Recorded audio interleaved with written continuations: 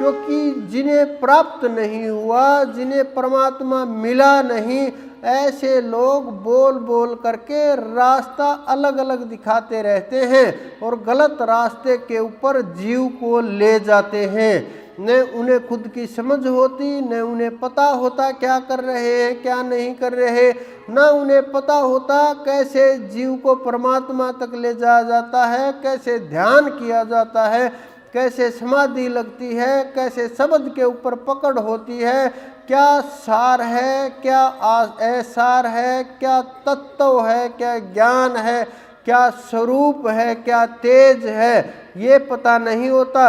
बस शब्दों के जाल के अंदर, कथाओं के जाल के अंदर, गीत भजनों के जाल के अंदर, म्यूजिक के अंदर, भिन्न भिन्न प्रकार की बाहरी वस्तुओं के अंदर जीव को इतना भटका और इतना भ्रमित और भयभीत कर दिया जाता है।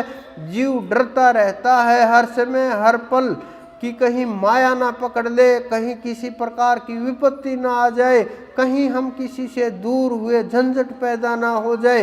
ये सब गुरुओं का माया जाल है जिससे जीव जकड़े जाते हैं, पकड़े जाते हैं, भ्रमित हो करके वहीं घूमते रहते हैं। ना सत्य की खोज होती, ना ज्ञान की खोज होती, ना परमात्मा की खोज होती। मुझे तो कई बार बड़ा आश्चर्य होता है, जिन्हें गुरुपद की तो छोड़ो, जिन्हें परमात्मा तक का ज्ञान नहीं, जिन्हें परमात्मा के नाम तक का नहीं पता, जो परमात्मा को विष्णु बोलते हैं, ब्रह्मा बोलते हैं, कबीर बोलते हैं, शेष बोलते हैं, महेश बोलते हैं, और भी जितने भी नाम हैं बोलते रहते हैं। और मैं सोचता हूँ यही नाम देते रहते हैं। बहुत बार सोचता हूँ मैं कि ये क्या चल रहा है संसार के अंदर, कि छोटे छोटे जो खेल हैं वो अजीब सी संसार के अंदर धारणाएं बन गई हैं और उन्हीं के ऊपर हम लोग दौड़ते हैं, भागते हैं, प्रयास करते हैं। लेकिन मानव जीव को ये नहीं पता होता हम किस रास्ते पर जा रहे हैं, क्या सही है क्या गलत है, कैसे प्राप्ति हो, नहीं पता होता। उन्हें ये लगता है बस अब की बार मिल जाएगा परमात्मा। अरे परमात्मा कहीं खोया ही नहीं है, मिलेगा कहाँ से?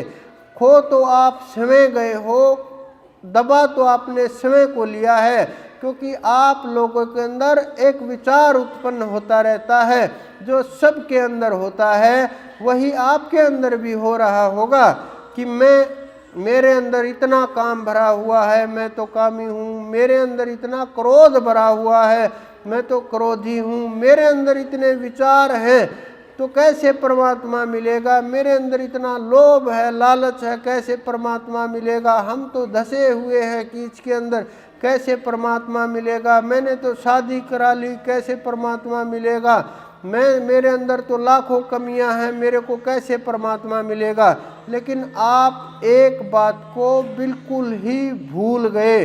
आपके दिमाग के अंदर वो विचार ही नहीं कि बिना परमात्मा के आपका शरीर नहीं चल सकता। आपके अंदर अगर वो परमात्मा नाम की ताकत नहीं है, परमात्मा नाम की सत्ता और शक्ति नहीं है, अगर वो आत्मा नाम की ताकत और सत्ता नहीं है, अगर वो परमात्मा आप अंदर विराजमान नहीं है, तो आप एक पल भी नहीं जी सकते। एक पल भी उसकी तरफ जब आपका ध्यान जाएगा तो आपको याद आएगा कि परमात्मा कुछ अलग ही ताकत है, अलग ही पहचान है, अलग ही तेज है। और हम भ्रम के अंदर, भूल के अंदर अपना अस्तित्व और वजूद मिटा चुके हैं। सबसे बड़ी बात और सबसे बड़ी गलती जीवन में एक ही होती है कि अपने आप को शरीर मान लेना, कि आपने अपने आप को शरीर मान लिया।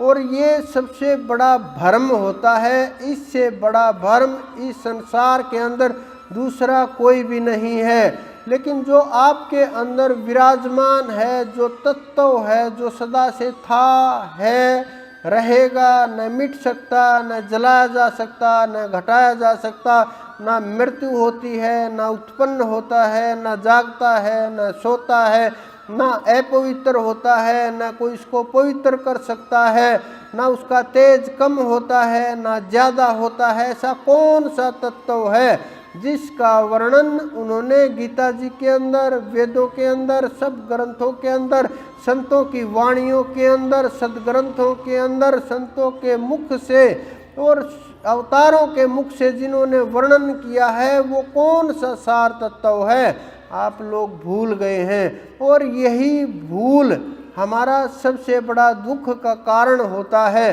सोए हुए जीव को जगाया जा सकता है, जागे हुए जीव को कैसे जगाया जाए, ये बहुत ही मुश्किल बात होती है। आप खोजते रहो परमात्मा को, भिखारियों की तरह से ढूंढते रहो। जिस प्रकार से एक भिखारी अपना पात्र ले करके घर घर डोलता रहता है, दुकान दुकान डोलता रहता है, बाजार बाजार डोलता रहता है, सड़क सड़क डोलता रहता है, मांगता रहता है, ढूंढता रहता है, लेकिन वही भिखारी के आप ना कुछ उसका इस्तेमाल कर पाता है, ना उसका कुछ पता होता है, और इसी प्रकार से मांग मांग करके अपना जीवन बेकार और बर्बाद कर देता है। ना उसका कुछ लाभ मिल पाता है, दो दो कौड़ी के लिए इधर उधर भटकता रहता है।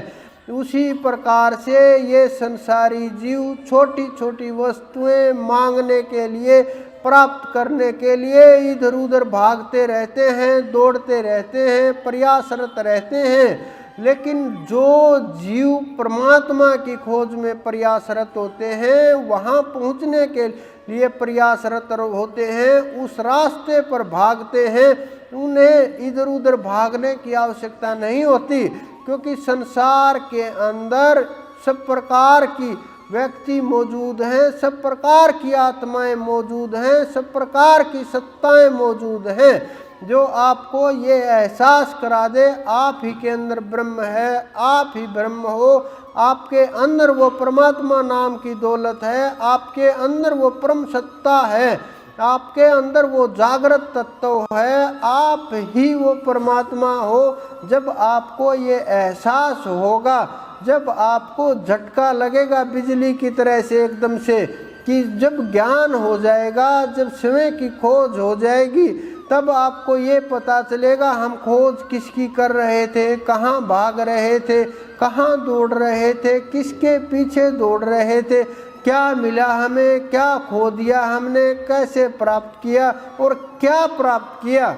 अपने सोचते हो आप भाग भाग करके, दौड़ दौड़ करके कुछ भजन कर रहे हो, इकट्ठा कर रहे हो, साधना कर रहे हो, योग लगा रहे हो, ध्यान लगा रहे हो, किसी भी प्रकार से आप अगर साधना कर रहे हो, आप समझ रहे हो ये इकट्ठा हो रहा है, इकट्ठा हो रहा है, लेकिन सच्चाई थोड़ी सी इसके विपरीत है। ये सच्चाई है कि जितना आप इस ओर कदम बढ़ा रहे हो, उतना आपको प्राप्त नहीं हो रहा।